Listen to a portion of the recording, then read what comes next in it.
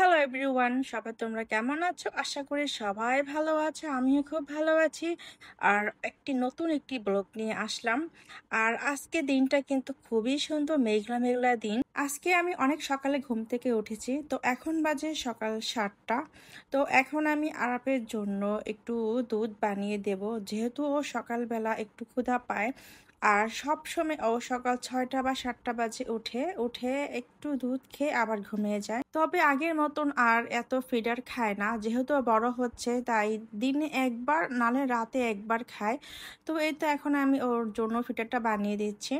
আর ফিডারটা খেয়ে সে আবার ঘুমিয়ে যাবে, আবার উঠবে সে 10টা বা 11টা বাজে। এরকমই প্রতিদিনই ওর রুটিন। আর বাচ্চারা যখন ছোট থাকে তখন কিন্তু ঘন ঘন একদম ফিডার বানিয়ে দিতে হয়, রাতে 2-3 বার বা 4-5বারও। তো এখন আর সেই ঝামেলাটা আমার একদমই নেই, জাস্ট একবার খাওয়ালেই চলে। তো এভাবেই কিন্তু আমাদের সন্তানরা কিন্তু আস্তে আস্তে বড় হয়ে যায়, চোখের পলকেই কিন্তু ধরা যায় না। তো এই তো সে আবার ঘুমিয়ে পড়েছে তার বাবার সাথে। আমিও চাইলে ঘুমোতে পারতাম, কিন্তু এখন আর ঘুমাবো না, যেহেতু ও ঘুমিয়ে পড়েছে। আবার সে 2 ঘন্টা পরে আবার সে উঠবে। তো এখন আর ঘুমাতে গেলে আবার ঝামেলা। তো এখন আমি যাব নাস্তা বানাতে। তো এই তো একদম সকালবেলায় একদম রুটিটা আগে বানিয়ে ফেলবো। রুটি না, পরোটা বানাবো, যেহেতু আরব পরোটা খায়, রুটি এত পছন্দ করে না। আর আমি সবসময় তীর আটা পছন্দ করি, কিন্তু ইদানিং তীর আটা একদমই ভালো না। গুলতে গেলে কেমন জানি একদম ভিজে ভিজে টাইপের থাকে, আর একদমই শক্ত হতে চায় না। তাই আমি আর তীর আটা এখন আর খাই না, যেমন ফ্রেশ পুষ্টি বা অন্য অন্য আটা আমি এখন খাই। তো তীর আটা এনেছিল, তো ওটা আমি ফেলে দিয়েছি, কারণ একদমই খাওয়া যাচ্ছিল না। তাই আর তীর আটা আমি নিয়ে আসি না। আর আমার কিন্তু ঘরের নাস্তা খেতে খুবই ভালো লাগে। অনেকে আছে যে বাইরের নাস্তা খুবই পছন্দ করে, কিন্তু আমার আমার ক্ষেত্রে একদমই না। কারণ আমি সব সময় ছোটবেলা থেকে আমার আম্মুকে দেখেছি যে সে ঘরে নাস্তা তৈরি করে, তাই সেই অভ্যাসটা আমারই রয়ে গিয়েছে। তো আমি সব সময় ঘরে নাস্তা বানানোর চেষ্টা করে থাকি। তবে বাইরের পাউরুটিটা আমার খুবই পছন্দ, মাঝে মাঝে আমি এটা খাই, তবে মাসে 2-3বারের বেশি না। রুটি বানাতে গেলে আমার আম্মুর কথা মনে পড়ে, যখন বিয়ের আগে আম্মুর কাছে আমি থাকতাম, তখন আম্মু যখন নাস্তা বানাতে উঠতো তখন আমি উঠতাম। তখন আম্মু একদিকে আটা গুলতো, আবার আমি একদিকে আটা বেলে দিতাম, আবার আম্মু আবার রুটিটা আবার ছেঁকে নিত। তো এভাবেই দুজন মিলে ভাগযোগ করে কাজ করতাম। তো সেই দিনগুলো কিন্তু অনেক ভালো লাগতো। আর এখন কিন্তু সেই দিনগুলো আর আসবেও না, আর কখনো পাবোও না। তো এই জন্য অনেক মিস করি আম্মুকে। মাঝে মাঝে পরোটা বানাতে গেলে ভাবি যে সেই দিনগুলো যদি ফিরে পেতে পারতাম। তো অনেক খারাপ লাগে মাঝে মাঝে যে কিভাবে দিনগুলো চলে গেল। বিয়ের আগে আম্মু যখন আমাকে রুটি বেলতে বলতো তখন আমার মাঝে মাঝে বিরক্ত লাগতো। তখন আম্মু আবার বলতো যে বিয়ের পর তো তোমাকে বানিয়ে খেতে হবে, তো এখনো শিখে নাও। তো এখন সেটা আমি হাড়ে হাড়ে বুঝতেছি যে তখন যদি আমি না শিখতাম তাহলে কিন্তু এখন আমি নিজে বানিয়ে খেতে পারতাম না, বা আলসেমি লাগতো। তাই আগে থেকে আম্মু যেহেতু আমাকে শিখিয়ে দিয়েছে, তাই এখন আর বানাতে আলসেমি লাগে না, আর ভালো লাগে সকালে নাস্তা বানাতে আমার। তুমি ঘুম থেকে উঠে গেছো? বলো, বলো আম্মু গুড মর্নিং। মা কেমন আছো? ভালো আছো? তুমি নাস্তা খাবে বাবা? নাও, এখানে আসো, এখানে আসো, দাঁড়াও। এই নাও, ঠিক করে দিই, দেখো তো। এই যেখানে আসো, এই চেয়ারে বসো। তুমি এই চেয়ারে বসে আসতে, এখানে বসো।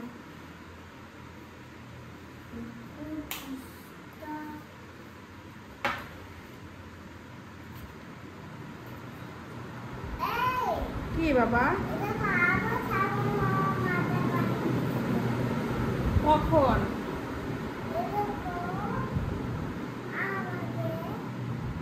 আচ্ছা ঠিক আছে, না।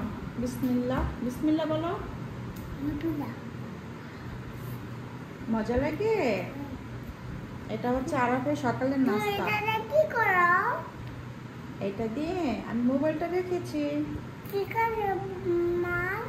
আচ্ছা বাবা।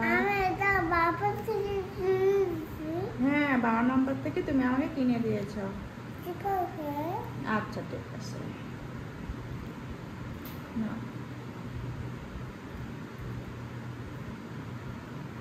দাঁড়াও, তোমার জন্য পানি নিয়ে আসতেছি, ঠিক আছে? ঠিক আছে।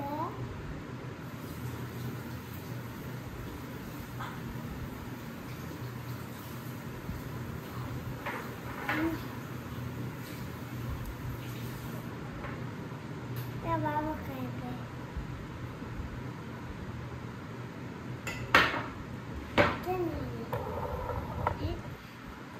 আমি এটা বাবা, আমাকে আমি এখানে বাবা থেকে কিনে দিয়ে।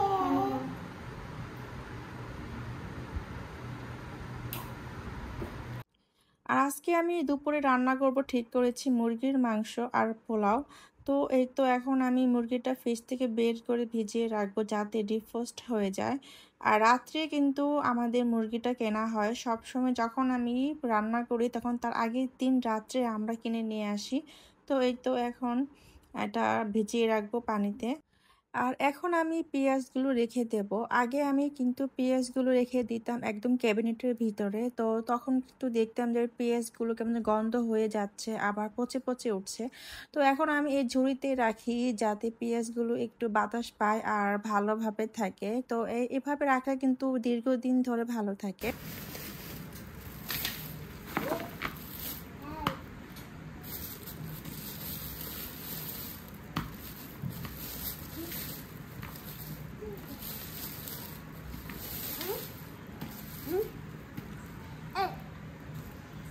বাবি বই এখানে।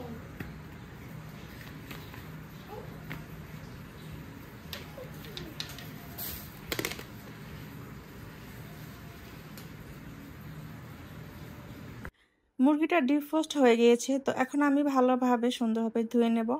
আর আমাদের এখানে কিন্তু মুরগি কেনার সময় 4 পিস করে দেয়, এই দিকে কিন্তু অনেক সুবিধা, কারণ পুরো মুরগিটা আমার কাটতে হয় না, জাস্ট 4 পিস করে দেয় আর আমি ঘরে এসে সুন্দরভাবে একদম আমার নিজের মতো করে পিস পিস করে নেই। তো এদিকে অনেক সুবিধা, অন্যান্য জায়গায় কিন্তু এটা আবার করে দেয় না। আবার যদি আমরা যদি বলি যে রেগুলার পিস করে দিতে, তাহলে কিন্তু তাও করে দেয়। আর এতে এখানে রয়েছে গিলা, কলিজা আর মুরগির মাথা। তো এগুলি কিন্তু আমরা খাই না, এগুলো আমরা রেখে দেই, তো যে খায় তাকে দিয়ে দেই। তো এগুলো আমি একদম ফ্রিজে সংরক্ষণ করে রাখি, যখন অনেকগুলো হয়ে যায় তখন আমি দিয়ে দিই কাউকে।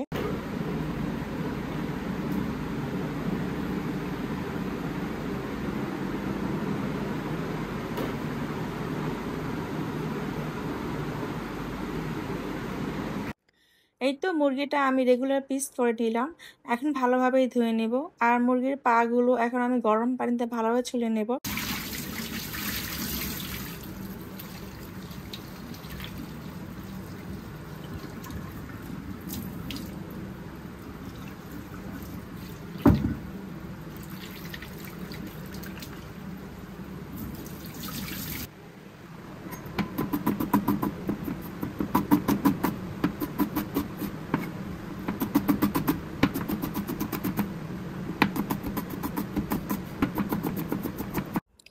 আমার কাছে মনে হয় রান্নার থেকে রান্না জোগাড় করা অনেক কঠিন, কারণ রান্না করতে গেলে কিন্তু জাস্ট 10 মিনিট বা 15 মিনিটের মধ্যে হয়ে যায়। আর জোগাড় করতে গেলে মিনিমাম আধা ঘন্টা থেকে 1 ঘন্টা চলে যায়, কারণ মুরগিটা ডিফ্রস্ট করা, তারপর কাটা, তারপর ধোয়া, এমনকি পেঁয়াজ কাটা, কাঁচামরিচ, টমেটো, অনেক কিছু জোগাড় জানতি করে তারপরে কিন্তু রান্নাটা চাপাতে হয়। তাই এদিকে কিন্তু আমার মতে যারা রান্না করতে ভয় পায়, রান্না করতে না, রান্না জোগাড় করতে ভয় পাওয়া উচিত, কারণ রান্না জোগাড়গুলো করতে গেলে কিন্তু আমাদের মিনিমাম 1-2 ঘন্টা নষ্ট হয়। আমি রান্না করতে গেলে যেমন গোটা মশলাও ইউজ করি, আবার গুঁড়ো মশলাও ইউজ করি সব সময়। অনেকে আছে যে গরম মশলা গুঁড়ো করে একবারে দিয়ে দেয়, কিন্তু আমি দুইভাবেই দেই, গোটাও দেই আবার গুঁড়োটাও দেই। আর এখন আমি যাব রান্না বসাতে, আর দেখি যে গ্যাসের পরিমাণ একদমই কম, তো এখন আমার সিলিন্ডার ইউজ করতে হবে। এই কারণে কি করলাম, পাশের চুলাটা যে থাকে স্ট্যান্ড, এটা আমি সরিয়ে ফেললাম। এখন আমি আমার চুলাটা বসিয়ে দেবো চুলার উপরেই।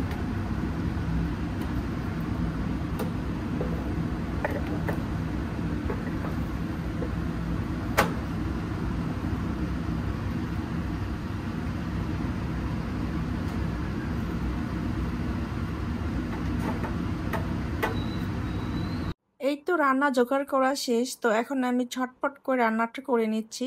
তো এখন কিন্তু রান্না করতে বেশি সময় লাগবে না, জাস্ট সব মশলাগুলো দিয়ে ভালোভাবে কষিয়ে নিয়ে মুরগিটা দিলে কিন্তু রান্নাটা হয়ে যায়। আর এখন দেখলাম যে গ্যাসের চুলায় একটু আগুনটা বেড়েছে, তো এই কারণে আমি চুলা থেকে নামিয়ে ফেললাম সিলিন্ডার থেকে। তো এখন আমি গ্যাসের চুলাতে রান্না করে ফেলবো। আর এখন আমি পোলাও চালটা ভালোভাবে ধুয়ে ভিজিয়ে রাখবো, কারণ পোলাও চাল যদি 20 মিনিট ধরে যদি ভিজিয়ে রাখা যায় তাহলে কিন্তু পোলাও চালটা ঝরঝরে হয় আর তুলতুলে হয়, ভালো হয়। এই কারণে আমি সবসময় চালটা আগে থেকে 10-20 মিনিট ভিজিয়ে রাখি, এতে পোলাওটা অনেক সুন্দর হয়। আমি আগে কিন্তু এত ভালো পোলাও রান্না করতে পারতাম না। আর আগের কথা মনে পড়লে এখন আমার খুবই আফসোস হয়, কারণ আমি যে পোলাও রান্না করতে পারতাম না বা আমার হাজবেন্ডকে আমি খাওয়াতে পারতাম না, তখন কিন্তু অনেক ভিতরে আমার রাগ হতো যে কেন আমি পারি না, সবাই পারে। তো আমি ভাবতাম যে আমার দ্বারা মনে হয় কোনো দিনও পোলাও রান্না করা হবে না। কিন্তু এখন দেখি মাশাআল্লাহ কত সুন্দরভাবে আমি পোলাও রান্না করতে পারি, আর আমার হাজবেন্ডও খুব মজা করে খায়, আমার প্রশংসা করে যে তোমার পোলাওটা খুব ভালো হয়। আর এই তো আমি এখন এই কড়াইটা চেঞ্জ করে দিলাম, কারণ সেই বড় পাতিলে আমি পোলাওটা রান্না করব। আর আমার কিন্তু অনেক পাতিল রয়েছে, তা সব ক্যাবিনেটের ভিতরে। তো এখন যদি আমি আবার ক্যাবিনেট থেকে বের করতে চাই তাহলে কিন্তু আবার ঝামেলা। এই কারণে আর বের করলাম না, জাস্ট এটাই আমি চেঞ্জ করে দিলাম। আর এটা এখন ধুয়ে টুয়ে তারপর সেই কড়াইতেই সুন্দরভাবে রান্না করে নেব পোলাওটা। আমার কাছে পোলাও রান্না করতে গেলে এই কড়াইটাই আমার কাছে খুবই ভালো লাগে, কারণ আমার কাছে মনে হয় যে এই কড়াইতে আমার পোলাওটা অনেক সুন্দর হয়। আর এই তো আমি আজকে পোলাওটা রান্না করব সানফ্লাওয়ার অয়েল দিয়ে, যেহেতু সয়াবিন তেল আমাদের শরীরের জন্য অনেক ক্ষতিকর, তাই আমি সবসময় পোলাও রান্না করার ক্ষেত্রে সানফ্লাওয়ার অয়েল ইউজ করে থাকি। কারণ সানফ্লাওয়ার অয়েলে কোনো ফ্যাট থাকে না, এই কারণে আমি এই তেলটাই খুবই ইউজ করে থাকি আমার পোলাও রান্না করার ক্ষেত্রে। আর এখন আমি পোলাও চালটা ভালোভাবে ভেজে নিয়ে তারপর গরম পানি অ্যাড করে দিলাম। এখন লবণ, কাঁচামরিচ এবং গুঁড়ো দুধ দিয়ে ভালোভাবে নাড়াচাড়া করে ঢেকে দেবো।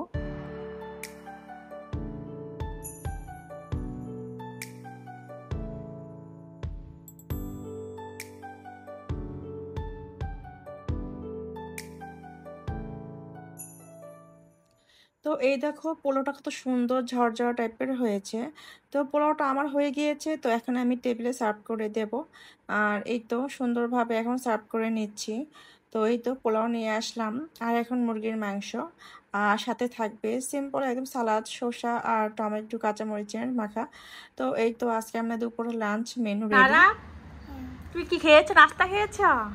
কি খেয়েছো, চা পরোটা? ওর আর আমার নাস্তা খাওয়া শেষ। এখন এই যে আরাফের বাবা এখন নাস্তা খায়নি, তো ঘুমাচ্ছে। কি ব্যাপার, উঠবা না তুমি নাকি? 5 মিনিট পরে উঠতেছি। 5 মিনিট পরে উঠতেছ? হ্যাঁ বলো বাবা, খেলা করতেছ একা একা? ওই সোনামণিটা আসতেছে। লুকিয়ে রেখেছো মোবাইল? কোথায় মোবাইল? মোবাইল নাই। নাই? নাই। আল্লাহ, মোবাইলটা দাও মুখে। না। দাও দাও, মোবাইল নাই? ভিডিও করে দাও। এই যে মোবাইল, তুমি ভিডিও করবা আম্মুকে? আম্মু কি করো? আম্মু, আম্মু তোমার ভিডিও করি দেখি। এই যে হ্যালো ভাই, আমি একটু কালি দিচ্ছি। বলো হ্যালো গাইস, কেমন আছো বলো। আর আবার লুকাচ্ছে মোবাইলটা, ওর ভেঙে যাবে বসলে এখানে। আমি একটু মোবাইল দেখছি। আচ্ছা দেখো। 1 5 5 6 দেখছো লকও খুলতে পারে, দেখছো? উই। আর আমার রান্না বাড়া শেষ, আর আরাফের বাবা আজকে অনেক লেট করে ঘুম থেকে উঠেছে, তো এই কারণে আর বিছানাটা একদম ভাঁজ করা হয়নি। তো এখন আমি সুন্দরভাবে বিছানাটা ভাঁজ করে নেব। এই তো আমার সুন্দরভাবে বিছানাটা ভাঁজ করা শেষ, তো দেখতে খুবই সুন্দর লাগছে। আসলে অগোছালো কিছুই ভালো লাগে না, এলোমেলো সবই কিন্তু খারাপ দেখা যায়। তো একটু গুছগাছ থাকলে সুন্দর লাগে, ঘরটাও পরিপাটি লাগে। তো এই তো আমার এই ঘরটা এত সুন্দরভাবে এখন আমি পরিপাটি করে নিলাম। আর বাইরে কিন্তু একদম মেঘ কালো করে এসেছে, তো যে কোনো মুহূর্তে ভারী ধরনের বৃষ্টি একটা নামতে পারে।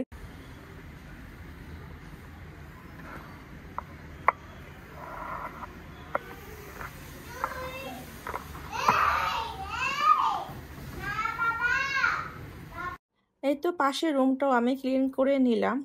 আর আগে কিন্তু এই ঘরে আমার দোলনাটা ছিল না, এটা ছিল ছাদের উপরে। তবে এই দোলনাটা আমার কিন্তু অনেক শখের দোলনা, তো এই জন্য আমি রুমের ভিতরে নিয়ে আসলাম। এই দোলনাটা কিন্তু আরাপ হওয়ার আগে আমার হাজবেন্ড আমাকে কিনে দিয়েছিল। এই দোলনাটা কিন্তু আমাকে 5 বছর আগে কিনে দিয়েছিল। আর এই তো এটা আমার অনেক প্রিয়। তো এটা কেনার পর থেকে আমার এত ভালো লাগতো, আমি সব সময় ছাদে গিয়ে বসে থাকতাম। আর এখন তো ছাদে ওঠাই হয় না, যেহেতু আরাপ ছোট, ওর পিছনে আমার অনেক টাইম দিতে হয়। এই কারণে ছাদে আর যাওয়া হয় না। এই কারণে ভাবলাম যে কেন ছাদে থাকবে, এটা আমি রুমে নিয়ে আসি। আর যেহেতু আমার এক রুমে খাট আছে আর এক রুমে খাট নেই, তো তাহলে তো আমি রাখতেই পারি দোলনাটা ইজি ভাবে। আর আমি ইচ্ছে করে পাশের রুমে খাট রাখি না, কারণ যেহেতু আরাপ ছোট, তাই ও সুন্দরভাবে এই রুমে এসে খেলা করে, আমার কাছে ভালো লাগে। আর আমার কাছেও নিচে অনেক সময় বসে থাকতে ভালো লাগে, ঘুমাতে ভালো লাগে। এই কারণে আমরা এক রুমে খাট রেখেছি আর এক রুমে একদম জাস্ট একটা বিছানা রেখেছি, যাতে একটু আরাম আয়েশ করা যায়। আমার ঘর ক্লিন করা শেষ, আমি ঘরটা ঝাড়ু দিয়ে সুন্দরভাবে মুছে নিলাম। আর এখন দেখো রান্না করার জন্য আমার কিচেনের কি অবস্থা হয়েছে, একদম অগোছালো। তো এখন আমি সুন্দরভাবে সব কিছু ধুয়ে ক্লিন করে নেব। আর রান্নাঘর কিন্তু অগোছালো থাকলে কিছুই ভালো লাগে না। আমার তো রান্নাঘর যদি দেখি যে অগোছালো, আমার আমার তো কোনো রান্না করতেও ইচ্ছে করে না। আমি সব সময় রান্নাঘর ঘুমোতে গেলেও সুন্দর পরিষ্কার করে তারপর ঘুমাতে যাই। আবার রান্না করার পর আমি ভালোভাবে ক্লিন করে তারপর ভাত খেতে বসি। এটা আমার সবসময় অভ্যাসে পরিণত হয়ে গিয়েছে, কারণ রান্নাঘর যদি অপরিষ্কার থাকে আমি একদমই ভাত খেতে পারি না। কারণ আমার মাথায় একটা যন্ত্রণা সৃষ্টি হয় যে আমার রান্নাঘরটা অপরিষ্কার। তো এই দেখো কত সুন্দরভাবে ক্লিন করে নিলাম। আর এখন কিন্তু আমি আমার কাজ নিজেই করি, আর আমার কিন্তু এখন হেল্পিং হ্যান্ড নেই, তো হেল্পিং হ্যান্ড আমি এখন রাখছি না, ইচ্ছে করি। কারণ আমার কাজ করতে এখন আমার নিজের কাজ নিজে করতে খুবই ভালো লাগে। আর আমার কাছে মনে হয় নিজের কাজ নিজে করলে অনেক পরিষ্কার থাকে, ঘর বাড়ি খুব সুন্দর থাকে। এ কারণে আমি এখন নিজের কাজ নিজেই করতে পছন্দ করি। আর আমার হাজবেন্ড বলে যে তুমি একটা লোক রেখে দাও, আমি বললাম যে না, এখন রাখবো না, যদি কোনোদিন প্রয়োজন পড়ে তাহলে রাখবো। আর এই তো এখন আমি ওয়াশিং মেশিনে কাপড়ও দিয়ে দিলাম। এই তো আমার সব কাজ করা শেষ, তো এখন আমরা দুপুরে খাবার খেতে বসবো।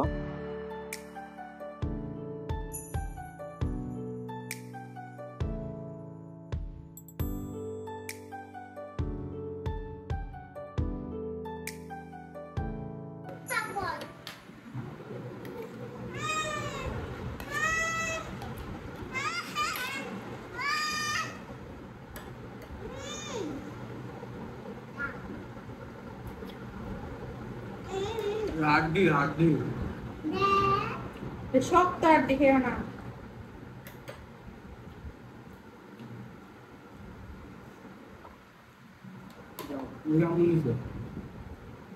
মাছ খাবে? নাও, এই নাও।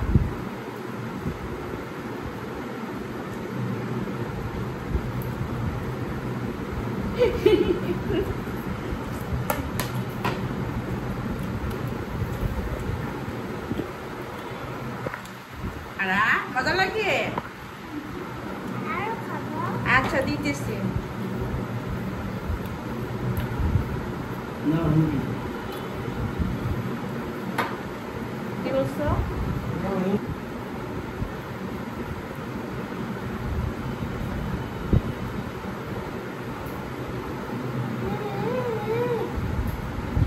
নাও। এই যে, আরা কত ভালো। এই তুই তো মাছ দাও। আচ্ছা মাছ না মাংস নাও। এই মাছ নাও, নাও। এটা কর। আচ্ছা কামড় দাও, আসো এখানে আসো।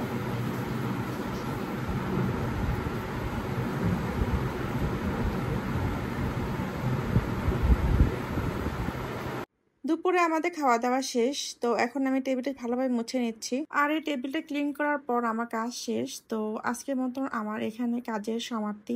এই কি হয়েছে? হ্যাঁ, এই দিক দিয়ে সাইকেল ঢুকবে কখনো? সরো, বের করে দেই। সরো, ব্যথা পাবে, বের হও। তো দেখি তো আটকে গেছে। আস্তে আস্তে আস্তে আস্তে আস্তে সরো সরো সরো। না এদিকে যাবে না, এদিকে জায়গা নেই বাবা, তুমি পাশ দিয়ে খেলো। হ্যাঁ, এই যে পাশে যাও, চলো। সরো। না এখানে কাছে যাবে না, এদিক দিয়ে যাবে না। আর এখন সন্ধ্যা 7টা বাজে। আমি এই টাইমে একটু বাদাম খাওয়ার চেষ্টা করি, তো বাদাম আমার খুবই প্রিয়। তো 12 নম্বর থেকে সেদিন কাঁচা বাদাম কিনে নিয়ে এসেছিলাম, তো এখন আমি ভেজে খাবো। আমার মতে কাঁচা বাদামই ঘরে এনে ভেজে খাওয়া ভালো, কারণ আমি যখন 12 নম্বর থেকে বাদাম কিনে নিয়ে আসতাম, ভাজা বাদাম এত পরিমাণে কম দিত, বলার বাহিরে 50 টাকা অনেক কম দিত। আর এখানে আমি 250 গ্রাম নিয়ে এসেছি, তো অনেক বাদাম দিয়েছে, আর সেটা কিন্তু আমি 1 সপ্তাহ ধরে খাচ্ছি। এই যে আমি যেইটুকু পরিমাণ আজকে ভেজে নিচ্ছি, এটুকু দাম কিন্তু 20 টাকা। আমি যখন কিনে নিয়ে আসতাম তখন এতটুকুই দিত 20 টাকা, আর সেখানে আমি 250 গ্রাম কিনেছি মাত্র 30 টাকা দিয়ে। আর গরম বাদাম ভাজা খেতে খুবই ভালো লাগে। তো এই তো এখন আমি এই বাদামটা খাবো। আর আরাপ এখানে ঘুমাচ্ছে, ও কিন্তু বাদাম খুব পছন্দ করে। যদি দেখতো বাদাম তাহলে কিন্তু আমাকে খেতেই দিত না, ও খুবই পছন্দ করে। আর এই তো ঘুমাচ্ছে, আর এখন আমি টিভি দেখবো আর বাদাম খাবো।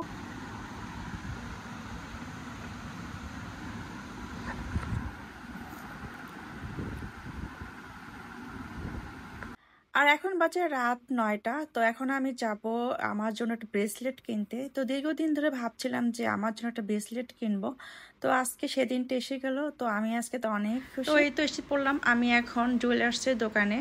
তো আজকে আমি অনেক যে খুশি তোমরা সেটা আমার মুখ দেখে বুঝবে। তো আমার তো হাসি থামছেই না, কারণ অনেক দিন আমার স্বপ্ন ছিল যে আমি ব্রেসলেট কিনবো। বিয়ের আগে আমি ব্রেসলেট পরেছিলাম, কিন্তু বিয়ের পর এই হলো আমার প্রথম কেনা ব্রেসলেট। তো আমার সব গহনাই আমার কাছে রয়েছে, কিন্তু জাস্ট এই ব্রেসলেটে ছিল না, তো এটা আজকে পূরণ হয়ে গেল। আগে কত স্বর্ণের কম দাম ছিল, আগে আমি যখন ব্রেসলেটটি কিনেছিলাম অনেক কম দামে কিনেছিলাম বিয়ের আগে, আর এখন ভরিতে হচ্ছে 1,71,600 টাকা। তো আমি কিন্তু রিসেন্টলি কিনেছি আগস্ট মাসেই। তো এই তো এখন আমি এসে পড়লাম দোকানে। এখন অনেকগুলো ব্রেসলেট আমি দেখলাম, তো দেখার পর আমার একটি ব্রেসলেট খুবই পছন্দ হলো। আমার ব্রেসলেটটির পরিমাণ ছিল 6 আনি 4 রতি 2 পয়েন্ট। তো এটাই এখন আমি ফাইনাল, এটাই আমি নেব। তো একটু পর তোমরা দেখতেই পাবে, আমার হাজব্যান্ড আমাকে পরিয়ে দেবে। তো এই তো এখন ক্যাশ মেমো লেখা হচ্ছে।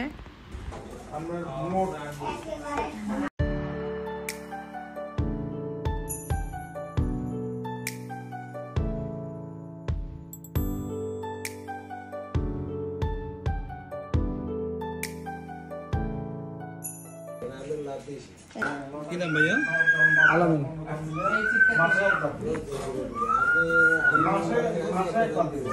একটা সাইন লাগবে।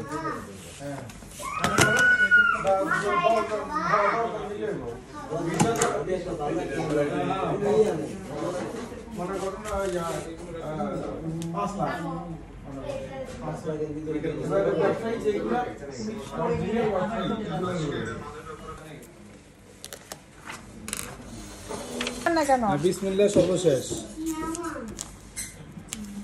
এটাই হাতে দিচ্ছে না, যেন আবার আরেকজন দোকান নাম, কারণ তাহলে দোকানদারা বেচবো কি খাবো কি? দেখছো বড্ড ভালো।